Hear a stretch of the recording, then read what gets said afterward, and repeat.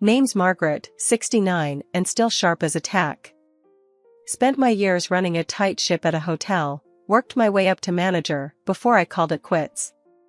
My husband, George, he's the entrepreneurial sort, had his own venture that kept us more than comfortable. But don't get it twisted, we weren't ones for splashing cash left and right.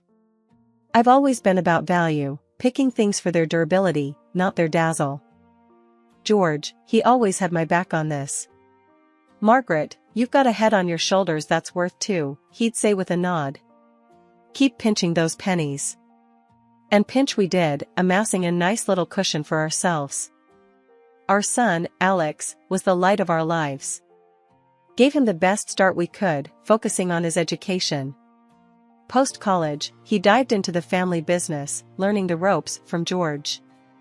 When he hit 30, he came to us with a sparkle in his eye, said he'd found the one, a girl named Emily. We were all for it, eager to meet the lady who'd captured our boy's heart. Now, George, he's got an eye for character, and he wasn't sold on Emily from the jump. As we were setting up the house for their big introduction dinner, he muttered to me, "Margaret, there's something about that girl. Keep your eyes peeled." "George, let's give her a fair shake," I countered, adjusting the tablecloth. "Alex seems over the moon." "Just saying, keep a lookout," he grumbled, but he left it at that. The night they were to come over, I cooked up a storm. Wanted everything to be perfect for Emily's first impression of us. When they arrived, Alex was beaming, and Emily, well, she was a sight, polished and poised, but with a warmth in her smile. Dinner was laid out, and we all settled in, the air buzzing with a mix of anticipation and the scent of my roasted chicken. "So, Emily, Alex tells us you're into graphic design?" I ventured, hoping to break the ice. "Yeah, I love it. It's my passion, really," Emily replied, her eyes lighting up. "But tonight, I'm more interested in this amazing dinner." "Margaret, you've outdone yourself." George chuckled, his usual stern demeanor softening a bit. "Don't let the food distract you too much. We want to know all about you, what makes you tick." Emily laughed, a genuine, easy sound. "Well, I'm an open book. Ask away." The evening rolled on, with stories shared and laughter bouncing off the walls. George, ever the skeptic, threw in his tough questions, but Emily held her own, her replies both thoughtful and candid. That night, I felt a warm glow in my heart. Sure, George and I were cautious by nature, but seeing our son so happy, so in love, it was worth opening our doors, and our hearts, to whatever came next. Life had a way of moving on, even when you tried to stand still. After Emily joined the family, I did my best to stick to my guns about not meddling. Adults will manage their own lives, I'd always said. But sometimes, what you want to believe and what's staring you in the face don't quite line up. George repeated his concerns. "That girl, she's got an angle," he said to me one quiet evening. We were sitting in our living room, the TV muttering to itself in the background. "George, let them be. Alex is happy," I replied, folding some laundry, trying to keep the worry out of my voice. "Happiness is one thing, being blind is another. Just watch," he grumbled, his eyes fixed on some late-night show that neither of us were watching. George's words hung in the air like smoke. I wanted to wave them away, but they lingered, stubborn and thick. It wasn't long before I started seeing little things. Emily had quit her job not long after the wedding, saying she wanted to focus on the house. Fair enough, I thought. But the house didn't seem to need that much focusing. Every time I visited, things were, well, just as they should be, but Emily was off and out. One afternoon, I dropped by unannounced. Emily was there, surprisingly, sipping on some fancy-looking smoothie. "Oh, it's just something new I'm trying," she said, noticing my glance. "You know, gotta stay healthy." I nodded, though I couldn't help but think of the price tag on her health kick. "Is Alex home?" I asked. "Nope, busy with the business." "You know how it is," she replied, her tone light, almost too light. "Yeah, I do," I said, memories of George's long hours flooding back. He's working hard, then? Always, she said with a smile that didn't quite reach her eyes. But he says it's worth it. We're planning a little getaway. A break for both of us. That's nice, I managed, though alarm bells were ringing in my head. A getaway sounded expensive, especially with the business just transferred to Alex's hands. George's skepticism about Emily came back to me that evening. She's living it up while our boy's grinding away, he said when I told him about the visit. Maybe she just wants to make the most of their time together, I suggested, though doubt was creeping into my own heart. Or maybe she's making the most of Alex's wallet, George countered. I didn't want to admit it, but George's words were finding fertile ground in my worries.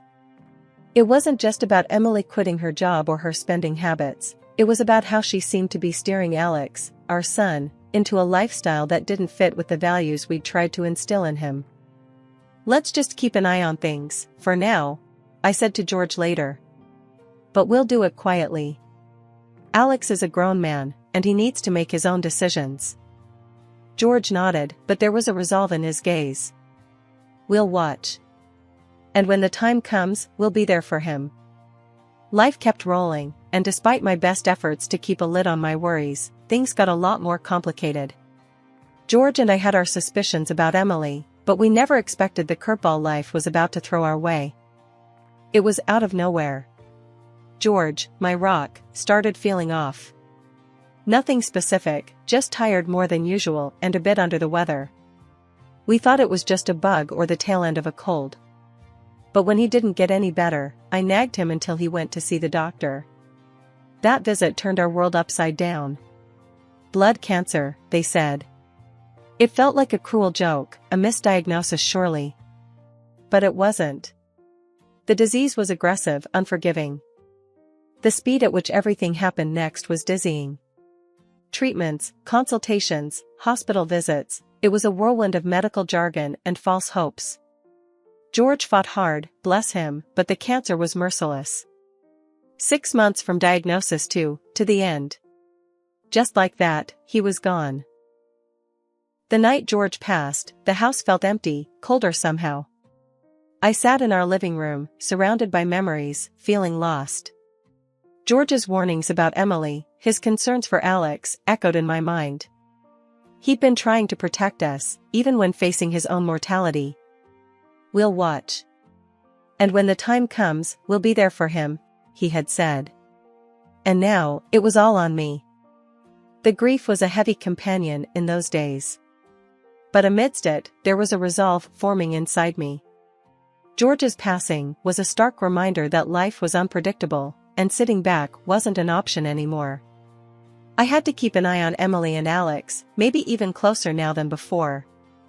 George wouldn't be there to share his observations or to back me up, but I knew what needed to be done. When I got the news that Alex and Emily were expecting, it was like a burst of sunshine through the clouds. I was over the moon, thinking about the little one on the way. I figured it was the perfect chance to bridge any gaps between me and Emily.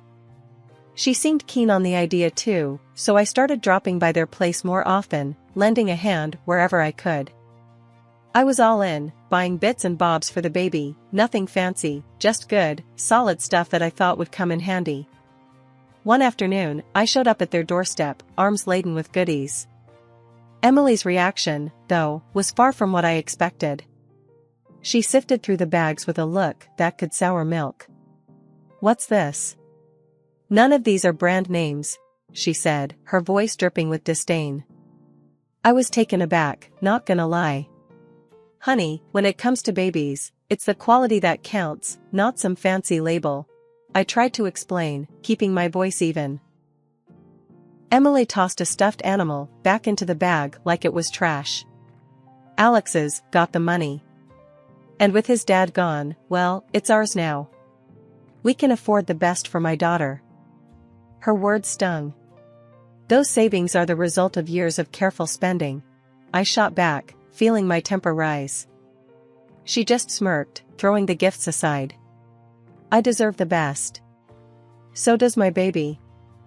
I tried to chalk it up to hormones, telling myself things would get better once the baby arrived. But deep down, I knew we were worlds apart in our thinking. Visits to their house became more frequent as the due date approached.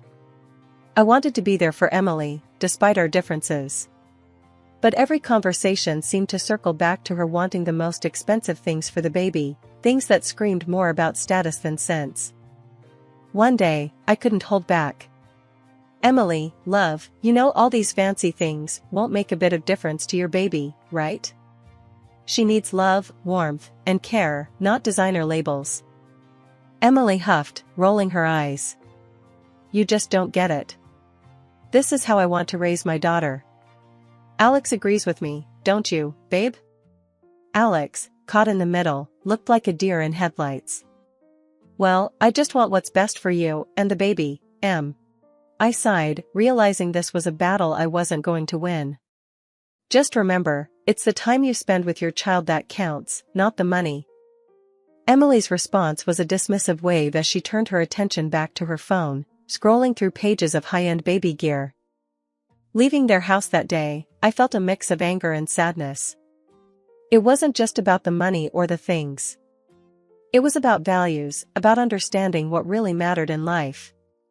I hoped, for Alex's sake and the baby's, that Emily would come to see that. But as I drove home, I couldn't shake off the feeling that we were heading for trouble. After the little one came into the world, I thought things might settle down. But boy, was I wrong. Emily's taste for the high life only got worse, turning my son's house into what looked more like a high-end store than a home. Cribs, strollers, toys, you name it, if it had a designer label, it was probably somewhere in their living room. I kept telling myself it was all for my granddaughter, that she deserved the world and more. I spent as much time as I could with my granddaughter, taking her out for walks, just soaking up all the joy she brought into my life. I never asked for a dime from Emily for helping out. Truth be told, I would have paid them for the privilege of spending time with that little angel. One day, I came back from a walk a bit earlier than usual. My granddaughter needed a change, and I figured I'd pop in without making a fuss. Emily gave me a key for emergencies and to drop off food now and then, so I let myself in quietly, not wanting to startle anyone. As I tiptoed through the hallway, I heard voices coming from the living room. Emily was chatting with a friend, and what I heard next stopped me dead in my tracks. They were talking about money, my money, and Emily's plans to take a hefty chunk of it, divorce my son, and leave him high and dry. My heart sank as she went on about how little she cared for Alex and their daughter, how she was eyeing a way out and into the arms of another man. Panic and disbelief gripped me as I scrambled to get my phone out and hit record. I needed proof, something to show Alex, to protect him and my granddaughter from this scheming. But just as I got close enough to catch every treacherous word, my granddaughter stirred in my arms and started to cry. I quickly stashed my phone away and stepped into the living room, feigning ignorance. "Oh, I didn't mean to interrupt," I said, keeping my voice steady despite the storm raging inside me. "Just came in to change this little one." Emily glanced up, her face a mask of surprise that quickly shifted back to that cold, calculating look I'd come to know all too well. "No problem, we were just finishing up anyway," she said, her voice dripping with faux sweetness. As I changed my granddaughter, my mind raced. How could I have been so blind? How could I protect my son and this innocent child from the fallout of Emily's selfish plans? The revelation hit me like a ton of bricks. I knew I had to act, and fast. But first, I needed to gather my thoughts, to plan my next steps carefully. My son's future, my granddaughter's well-being, they all hinged on what I did next. As I left their house that day, a resolve hardened within me. I wouldn't let Emily destroy my family. I had the truth on my side now, and I'd do whatever it took to expose her deceit and keep my loved ones safe. The walk home was a blur, my mind a whirlwind of fear, anger, and determination. This was war, and I was ready to fight. For my son, for my granddaughter, for the memory of a husband who had always taught me to stand up for what's right. The morning after I overheard Emily's shocking conversation, I was all set to call Alex and spill everything. But, as fate would have it, he beat me to the punch, ringing me up first thing. What he said next floored me. "Mom, I think it's best if you don't come over anymore." Alex's voice was strained, awkward. I nearly dropped the phone. "What are you talking about, Alex? Why?" He hesitated. "Emily, she's saying things got messy at the house after your visits. And some stuff's missing. Expensive stuff." I felt like I'd been slapped. "Are you serious? She's pinning this on me?" My voice cracked, a mix of hurt and disbelief churning inside. "Mom, It's complicated. Emily's upset, and I gotta support my wife, you know?" Support his wife? Against his own mother? "Alex, you know me. I'd never take anything from you guys. We need to talk, face to face." He sighed, the sound heavy over the line. "I can't, Mom. Work slammed. Just, give it some time, okay?" I hung up, the phone slipping through my trembling hands. This was Emily's doing, clear as day. She was isolating me, turning my own son against me. But why? Was it just to cover her tracks, to keep me from spilling about her plans? I was in a daze, the accusations ringing in my ears. Me, accused of making a mess, of stealing? It was ludicrous, hurtful. And the worst part was Alex believing it, even for a second. In a world turned upside down, I found myself knocking on the door of my old lawyer, Mr. Thompson. The office smelled of leather and wisdom, a comfort in these turbulent times. "Mrs. Davis, what brings you in today?" Mr. Thompson asked, peering over his glasses as I took a seat across from him. I spilled everything, the whole sordid tale. He listened, nodding, his face a mask of concern.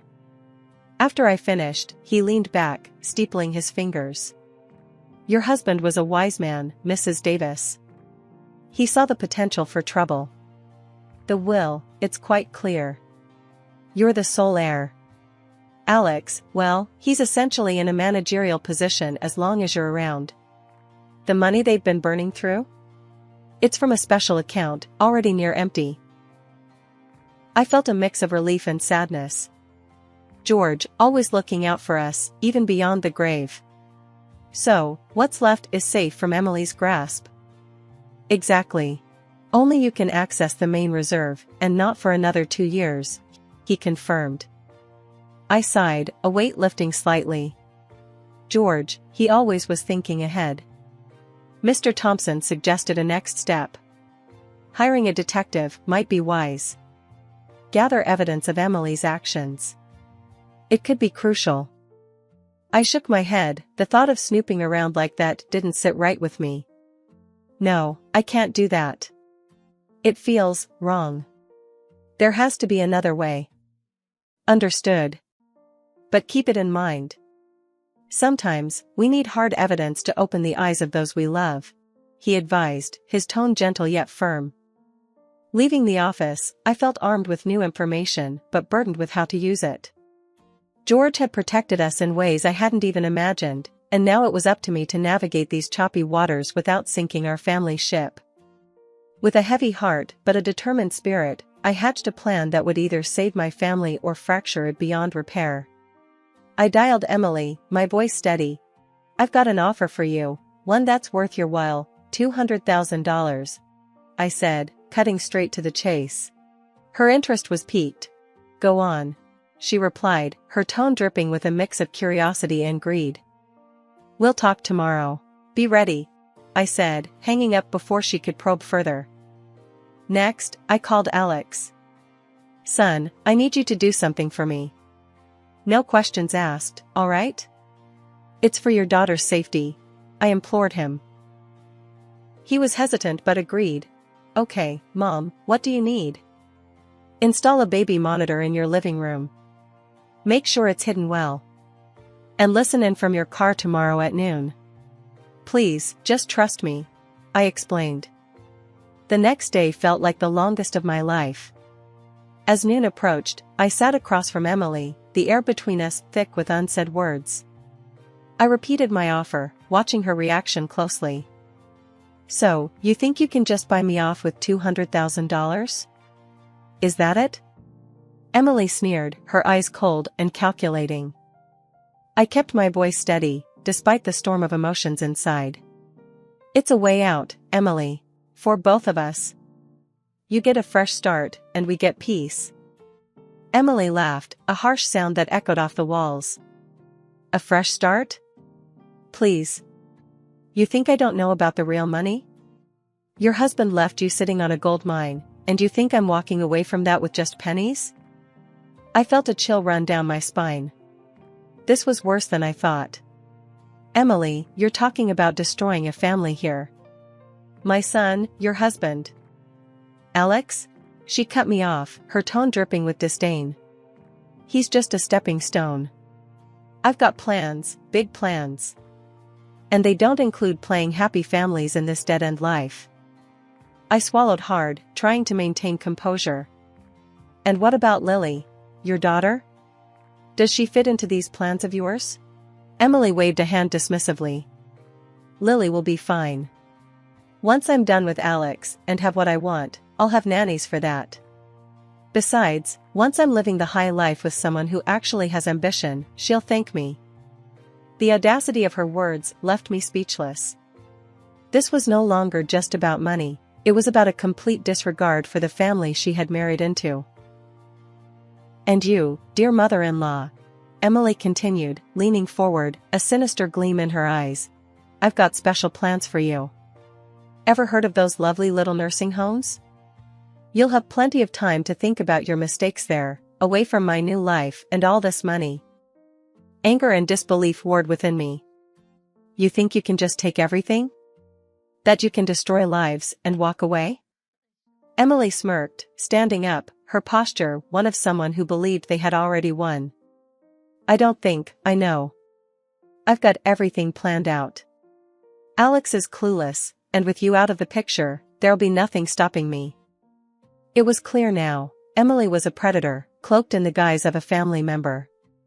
But as I looked at her, a resolve hardened within me.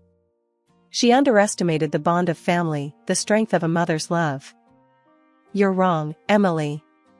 You've underestimated me, underestimated us. You won't get away with this, I said, my voice firm, laced with a determination I hadn't felt in years. Emily's laugh was cut short as Alex entered the room, his face a mask of shock and betrayal. The confrontation that followed was a blur, but one thing was clear, the truth was out, and with it, Emily's house of cards began to crumble. After the storm had passed, and Emily was out of our lives for good, Alex came to me one quiet evening.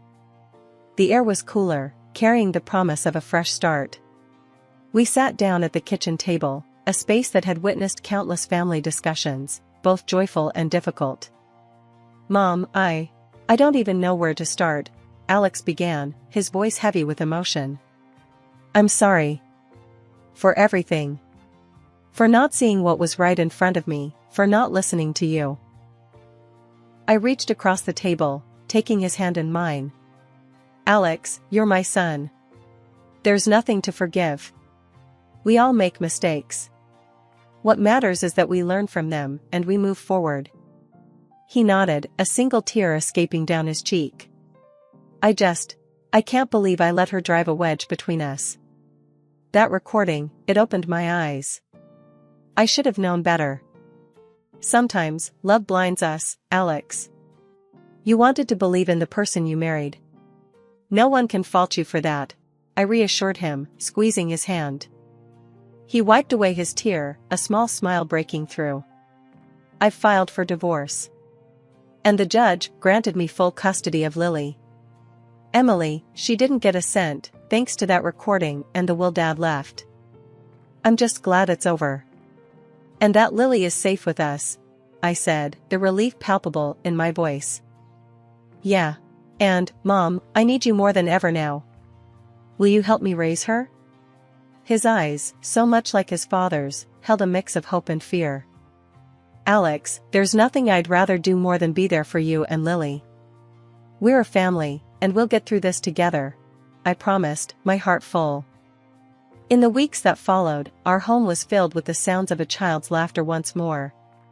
Lily, unaffected by the turmoil, brought a new sense of purpose and joy into our lives. Watching Alex grow into his role as a single father was a bittersweet reminder of the cycles of life. One afternoon, as Alex and I watched Lily play in the garden, he turned to me, a thoughtful look on his face. "Mom, you were right. Sometimes, we have to step in, even when it's hard. Especially when it's hard. I'm just sorry it took me so long to see it." I smiled, watching Lily chase a butterfly. "We live and learn, Alex. What's important is that we're here for each other, no matter what."